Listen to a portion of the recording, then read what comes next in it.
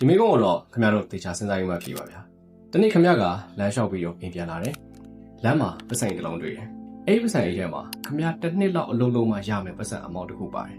ပြီးတော့မှတ်ပုံတွေလည်းပါတယ်ဖုန်းနံပါတ်လည်းပါတယ်ဆိုလိုချင်တာကတော့ခမရပြန်ပေးခြင်းလွယ်ကူကူနဲ့ပြန်ပေးလို့ရတယ်ဒါပေမဲ့တစ်ခုတော့ရှိတယ်အဲ့ဒီနေရာမှာ CCTV မရှိဘူးခမရကိုဘယ်သူမှမမြင်ဘူးနောက်ဆုံးခမရယူသွားရင်တော့ဘယ်သူမှမသိနိုင်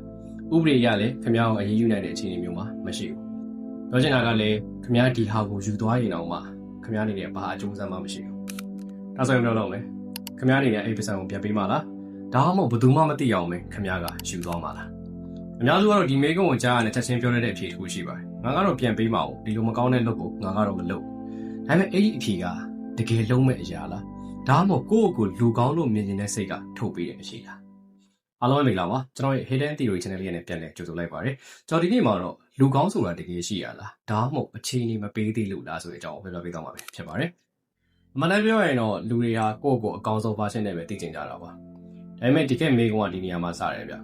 လူကောင်းဆိုတာဘာလဲမကောင်းတာကိုမလုပ်တဲ့သူလားဒါမှမဟုတ်မကောင်းတာကိုလုပ်လို့ရပြီပဲမလုပ်ဖို့ရွေးချယ်တဲ့သူလားမနေ့ကဒီနေ့ကိုကတကယ်မတူဘူးဗျမလုပ်နိုင်တာနဲ့မလုပ်ချင်တာကလုံးဝကိုမတူတဲ့အရာပါ psychology မှာတော့လူတစ်ယောက်ရဲ့အပြုတ်မှုကိုစိတ်ထားတစ်ခုတွေကမဆုံးဖြတ်နိုင်ဘူးလို့ဆိုတယ်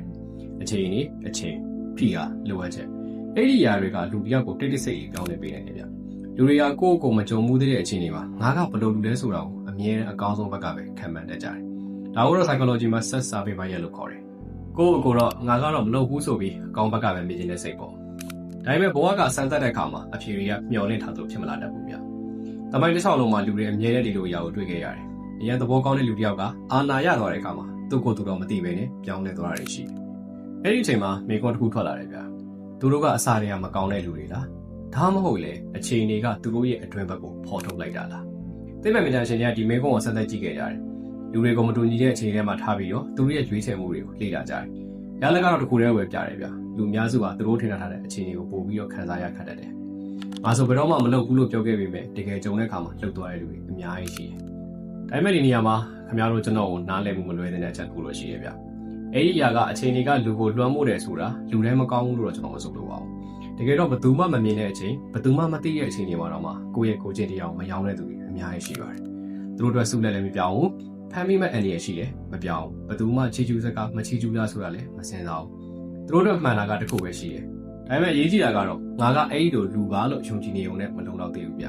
တကယ်ကိုချင်းတရားဆိုတာစကားနဲ့တည်းမပြနိုင်ဘူးလူတွေရှေ့မှာပြတဲ့ image လည်းမဟုတ်ဘူး social media ပေါ်က self image တခုလည်းမဟုတ်ဘူးဗျတကယ်အဖြစ်မှန်ကတော့အရင်ရွှေ့ရှင်းပါတယ်ဒါပေမဲ့လေအရင်လည်းခက်တယ်ဘယ်သူမှမကြည့်တဲ့အချိန်ဘယ်သူမှမသိနိုင်တဲ့အချိန်ဘယ်သူမှမဆုံးဖြတ်နိုင်တဲ့အချိန်တွေမှာခင်ဗျားဘာရွေးမလဲဆိုတာပါပဲအဲ့ဒါကပဲခင်ဗျားကိုဘလို့လူလဲဆိုတာတိတိစိတ်ပြောပြနေတာပါဒါကြောင့်ကျွန်တော်ဒီဗီဒီယိုအစကမေးခွန်းကိုပြန်ပေးမယ်ဗျာလူကောင်းဆိုတာဒီနေ့ရှိရလားဒါမှမဟုတ်လူတိုင်းဟာစမ်းသပ်မခံရသေးရလား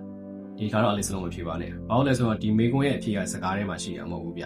ခင်ဗျားပြောတဲ့စကားထဲမှာမရှိဘူးအဖြေကခင်ဗျားဘယ်ဟာကိုရွေးချယ်မလဲဆိုတဲ့အထဲမှာပဲရှိပါတယ်